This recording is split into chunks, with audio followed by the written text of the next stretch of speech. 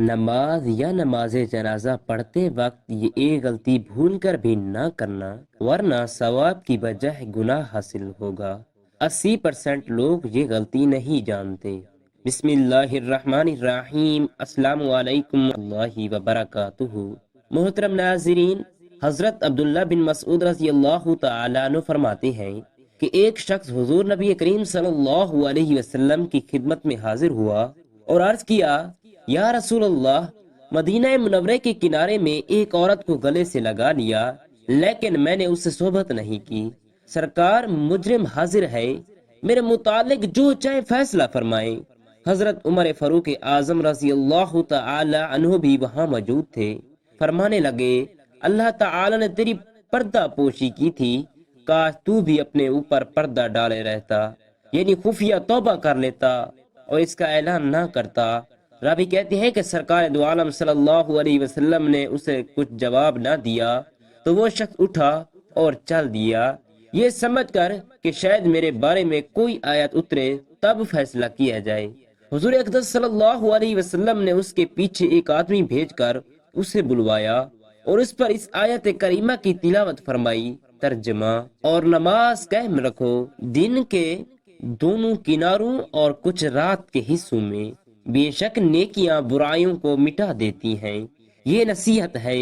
نصیحت ماننے والوں کو، یعنی تجھ سے اتفاقاً جو گناہ سرزد ہو گیا ہے اس پر کوئی سزا نہیں، کیونکہ یہ گناہ صغیرہ ہے اور گناہ صغیرہ نماز پڑھنے سے معاف ہو جاتا ہے۔ یہ سن کر ایک صحابی نے عرض کیا، یا رسول اللہ صلی اللہ علیہ وسلم، کیا یہ اس کے لیے خاص ہے؟ آپ نے فرمایا، نہیں، بلکہ یہ سارے لوگوں کے لیے خاص ہے۔ حضرت عبادہ بن صامت رضی اللہ تعالی عنہ سے مروی ہے کہ رسول اللہ صلی اللہ علیہ وسلم نے ارشاد فرمایا، 5 وقت کی نمازیں اللہ تعالی نے فرض کی، جو ان کے لیے اچھی طرح وضو کرے اور انہیں صحیح وقت پر خشوع و خضوع کے ساتھ ادا کرے، اس کے لیے اللہ تعالی کا وعدہ ہے کہ اس سے بخش دیا جائے گا، اور جو ایسا نہ کرے اس کے لیے کوئی وعدہ نہیں، چاہے تو بخش دے چاہے تو عذاب دے۔ مطلب یہ ہے کہ جو شخص بھی 5 وقت کی نمازیں ادا کرے گا، اللہ جل شانہ اس کے صغیرہ گناہ معاف فرما دے گا۔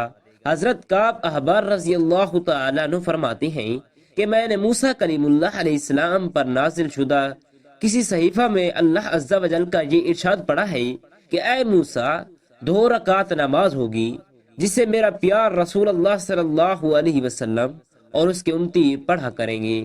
یہ نماز فجر ہے، جو شخص اسے ادا کرتا رہے گا میں اس کے روز و شب کے گناہ بخش دوں گا اور وہ میری پناہ میں رہے گا۔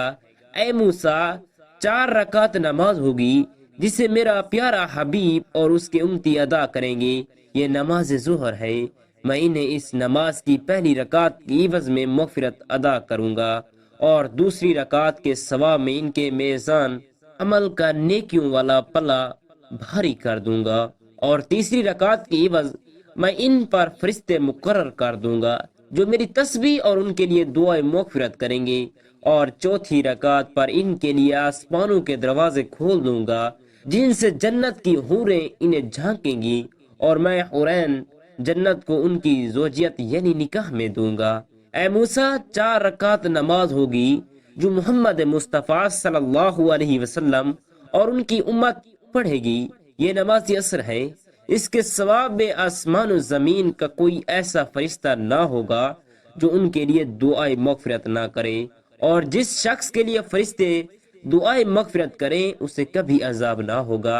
اے موسیٰ، 3 رکعت نماز ہوگی جسے میرا محبوب اور اس کے امتی غروب آفتاب کے فوراً بعد پڑھیں گے، یہ نماز مغرب ہے، اس کی ادائیگی سے میں ان کے لیے آسمان کے دروازے کھول دوں گا اور وہ اپنی جس حاجت کے متعلق بھی مجھ سے سوال کریں گے میں وہ حاجت پوری کر دوں گا۔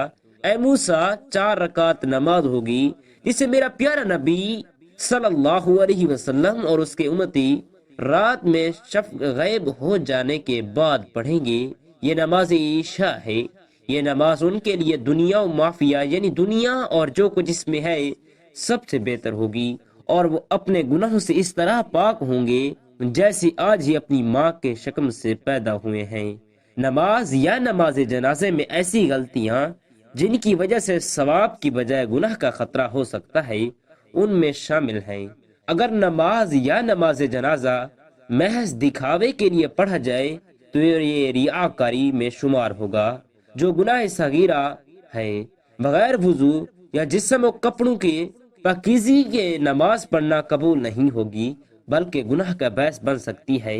رکوع، سجدہ، قیام و قرات کو مکمل اور صحیح طریقے سے ادا نہ کرنا نماز کو ناقص کر دیتا ہے۔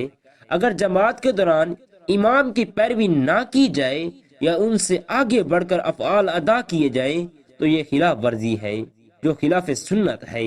اگر نماز جنازہ میں دعا کے بجائے دنیاوی گفتگو یا دیگر ارادے شامل ہوں تو یہ بھی گناہ ہو سکتا ہے۔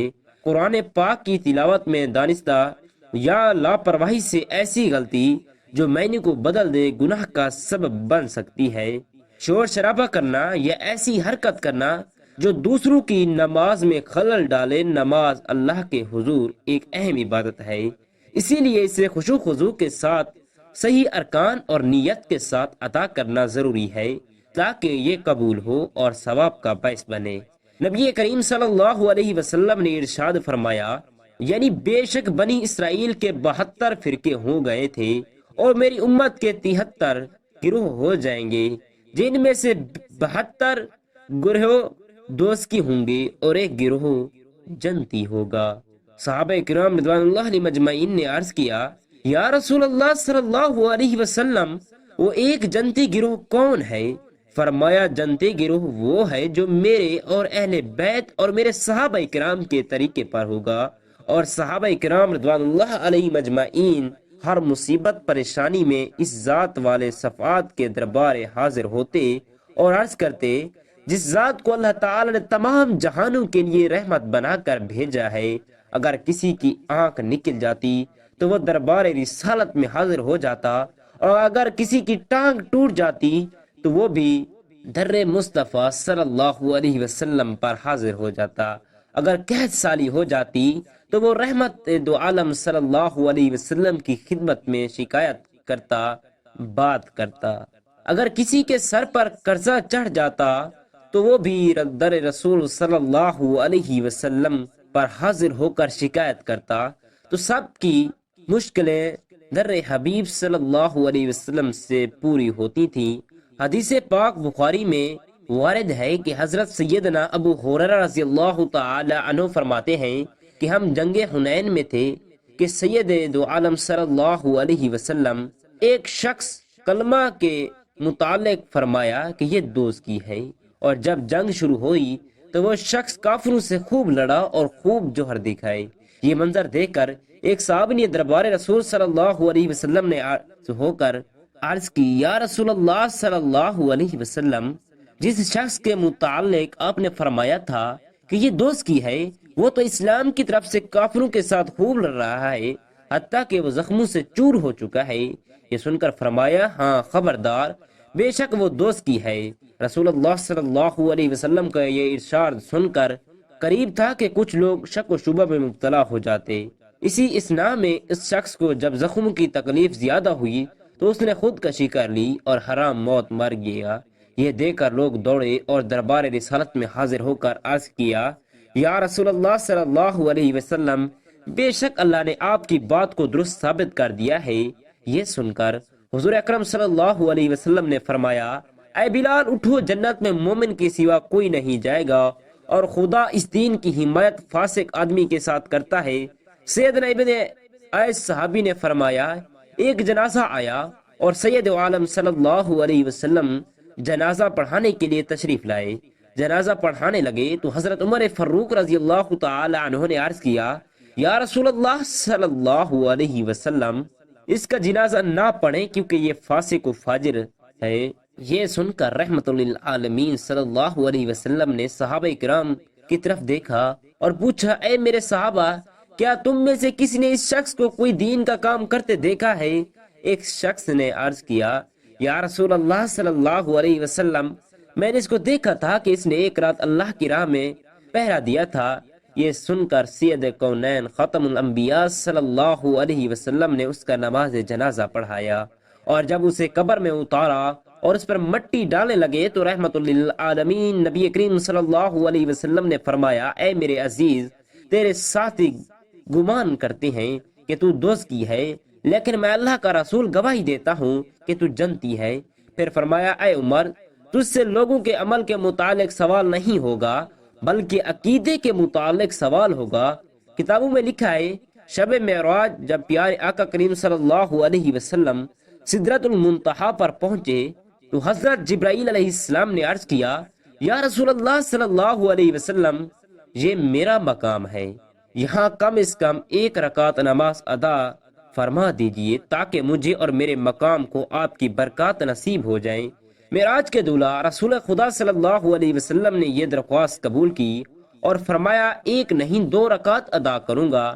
چنانچہ آپ صلی اللہ علیہ وسلم نے 2 رکعت نماز ادا کی۔ جب دوسری رکعت کے قیدے میں پہنچے تو اللہ پاک کا حکم آیا، اے پیارے محبوب صلی اللہ علیہ وسلم، یہ 2 رکعت تو آپ نے پسند فرمائی، 1 رکعت مزید میرے حکم سے شامل فرما لیجئے۔ چنانچہ آپ صلی اللہ علیہ وسلم تیسری رکعت بھی ادا فرمائی۔ یہیں سے نماز وتر کی ابتدا ہوئی۔ 5 نمازوں کی طرح نماز وتر بھی معراج ہی کا تحفہ ہے۔ نماز وتر واجب ہے، اگر نہ پڑھی تو اس کی قضا کرنا ضرورت ہے، لہذا نماز وتر ضرور پڑھا کریے۔ رسول اکرم نور مجسم صلی اللہ علیہ وسلم نے فرمایا، اے اہل قرآن، وتر ادا کیا کرو کیونکہ اللہ پاک وتر ہے اور وتر کو پسند فرماتا ہے۔ شواہد الحق میں یہ بات مرکوز ہے کہ ایک شخص یہ کہتا تھا، میری عقیدت حضور اکرم صلی اللہ علیہ وسلم کے صحابہ کرام رضوان اللہ مجمعین کے ساتھ نہیں ہے۔ میں ایک رات سویا تو خواب میں دیکھا کہ قیامت قائم ہے اور لوگ نہایت کرب اور پریشانی میں سرگردان ہیں اور شدت پیاس میں مبتلا ہیں۔ مجھے بھی نہایت شدید پیاس لگی تھی۔ لوگ ایک طرف جا رہے تھے، میں بھی ادھر کو چل دیا۔ آگے بڑھا تو حوض کوثر آ گیا۔ اس کے چاروں کونوں پر صحابہ کرام بیٹھے ہوئے تھے۔ ایک کونے پر حضرت صدیق اکبر رضی اللہ تعالی عنہ ہیں، دوسرے پر حضرت عمر فاروق رضی اللہ تعالی عنہ ہیں، تیسرے پر حضرت عثمان ذی النورین رضی اللہ تعالی عنہ ہیں، اور چوتھے پر حیدر کرار رضی اللہ تعالی عنہ ہیں، اور وہ لوگوں کو پانی پلا رہے ہیں۔ میں نے سوچا، مجھے دوسروں سے کیا غرض، میں تو اپنے حضرت علی کرم اللہ وجہ الکریم سے پانی پیوں گا، کیونکہ میری ساری عقیدت و محبت تو انہی سے ہے۔ جب میں حیدر کرار رضی اللہ تعالی عنہ کے سامنے حاضر ہوا تو آپ نے مجھے ایک نظر دیکھا اور میری طرف سے چہرہ مبارک دوسری طرف پھیر لیا۔ پھر میں نے مجبوری کی حالت میں بادل نخواستہ حضرت صدیق اکبر رضی اللہ تعالی عنہ کے پاس آیا۔ میں نے بھی چہرہ انور دوسری طرف پھیر لیا۔ پھر میں حضرت فاروق اعظم رضی اللہ تعالی عنہ کے ہاں حاضر ہوا تو انہوں نے بھی ایسا ہی کیا۔ پھر میں حضرت عثمان ذی النورین رضی اللہ تعالی عنہ کے پاس حاضر ہوا تو انہوں نے بھی میرے ساتھ یہی سلوک کیا۔ پھر جب میں ہر طرف سے مایوس اور ناکام ہو کر پریشانی کے عالم میں ادھر ادھر دیکھنے لگا تو مجھے سرور عالم محسن اعظم صلی اللہ علیہ وسلم نظر آ گئے، جو کہ اپنی امت کو حوض کوثر کی طرف بھیج رہے تھے۔ میں بھی حاضر خدمت ہوا گیا اور عرض کیا، یا رسول اللہ صلی اللہ علیہ وسلم، مجھے سخت پیاس لگی ہوئی ہے اور مولا علی کرم اللہ وجہ الکریم کے ہاں حاضر ہوا تھا کہ مجھے پانی پینا ہے، مگر انہوں نے مجھے اپنا چہرہ پھیر لیا۔ اسی طرح فاروق اعظم نے بھی ایسا کیا اور صدیق اکبر اور عثمان غنی نے میری طرف توجہ نہیں کی۔ یہ سن کر رسول اللہ صلی اللہ علیہ وسلم نے فرمایا، علی تجھے پانی کیوں نہیں پلاتے جبکہ تیرے سینے میں میرے صحابہ کرام کا بغض موجود ہے؟ اس جواب پر میں نے عرض کیا، یا رسول اللہ صلی اللہ علیہ وسلم، اگر میں توبہ کر لوں تو پھر اس گزارش پر حضور نبی کریم صلی اللہ علیہ وسلم نے فرمایا، ہاں اگر تو توبہ کر لے اور مسلمان ہو جائے تو میں تجھے کوثر کا پانی پلاؤں گا، جس کے بعد تو کبھی پیاسا نہ ہوگا۔ تو میں نے رسول اللہ صلی اللہ علیہ وسلم کے دست شفقت پر توبہ کی اور اسلام قبول کیا۔